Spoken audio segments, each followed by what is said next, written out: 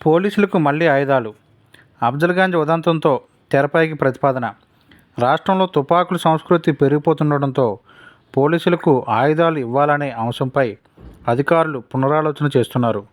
దీనిపై త్వరలోనే నిర్ణయం తీసుకున్నారు.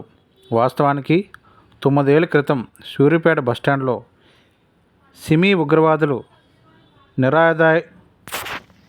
నిరాయుధులైన ఇద్దరు పోలీసులను కాల్చి చంపినప్పుడే ఆయుధాలు ఇవ్వాలని భావించారు. అప్పట్లో ఈ ప్రతిపాదన వాయిదా పడగా తాజాగా అఫ్జల్గంజ్ ఉదంతంతో మళ్లీ తెరపైకి వచ్చింది. ఉమ్మడి రాష్ట్రంలో వామపక్ష తీవ్రవాదం ఉధృతంగా ఉన్న రోజుల్లో ఆ ప్రాంతాల్లోని పోలీస్ స్టేషన్లో ప్రత్యేక ఏర్పాట్లు ఉండేవి. మావోయిస్టులు దాడి చేసిన స్టేషన్లో సిబ్బంది ఆయుధాలతో తిప్పికొట్టేలా వాటిని రూపొందించారు.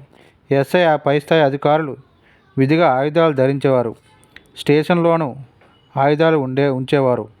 వామపక్ష తీవ్రవాదం సద్దుమణిగిన తర్వాత ఈ విధానానికి స్వస్తి పలికారు. కేవలం మావోయిస్టు ప్రభావిత ప్రాంతాల్లో పనిచేసే స్టేషన్ హౌస్ ఆఫీసర్, ఆ పై స్థాయి అధికారులకు మాత్రమే పిస్టోల్ వంటి చిన్ని ఆయుధాలను అందుబాటులోకి ఉంచారు. సాయుధ సెంట్రీ పోస్ట్ కూడా ఎత్తేశారు. వాచ్ పేరుతో ఆయుధం లేని కానిస్టేబుల్ కాపలా విధులు నిర్వర్తిస్తున్నారు. మావోయిస్టు ప్రభావం లేని ప్రాంతాలు, పట్టణాలు, నగరాల్లోని పోలీస్ స్టేషన్లో సిబ్బంది అందరికీ ఆయుధాలు తొలగించారు.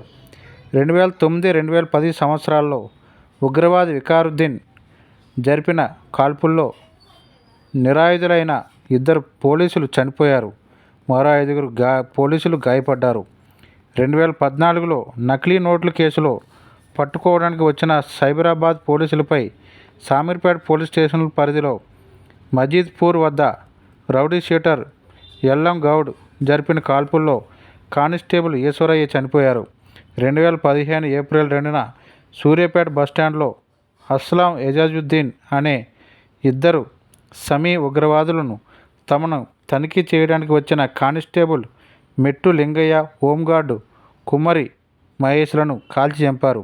అనంతరం పారిపోయిన వారిని వెతుక్కుంటూ వెళ్లిన ఎస్ఐ సిద్ధయ్య, కానిస్టేబుల్ నాగరాజులను కూడా కాల్చి చంపారు. దాంతో ప్రాంతంలో సంబంధం లేకుండా ఎస్ఐ, ఆ పై స్థాయి పోలీసులు అందరికీ ఆయుధాలు ఇవ్వాలని అప్పట్లోనే అధికారులు భావించారు. విపత్కర పరిస్థితి తలెత్తినప్పుడు స్పందించేలా ప్రతి సబ్ డివిజన్ పరిధిలోని ఒక ప్రత్యేక సాయుధ బలగాన్ని అందుబాటులోకి ఉంచాలని కూడా యోచించారు.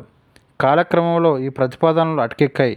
తాజాగా కర్ణాటకలోని బీదర్లో దోపిడీకి పాల్పడ్డ 2 నిందితులు డబ్బు సంచులతో హైదరాబాద్ వచ్చి ఛత్తీస్గఢ్లోని రాయ్పూర్ వెళ్లేందుకు బస్సు ఎక్కేటప్పుడు మరోమారు కాల్పులకు తెగబడ్డారు. వారి కోసం పోలీసులు ఇంకా గాలిస్తూనే ఉన్నారు. పైగా ఈ మధ్యకాలంలో ఉత్తరాది నుంచి విచ్చలవిడిగా రాష్ట్రంలోకి ఆయుధాలు రవాణా అవుతున్నాయి. ఇలా అక్రమంగా వచ్చాయంటే ప్రమాదం పొంచి ఉన్నట్టే. ఈ పరిస్థితుల్లో పోలీసులకు ఆయుధాలు అందుబాటులో ఉంచాలనే డిమాండ్ తెరపైకి వస్తుంది.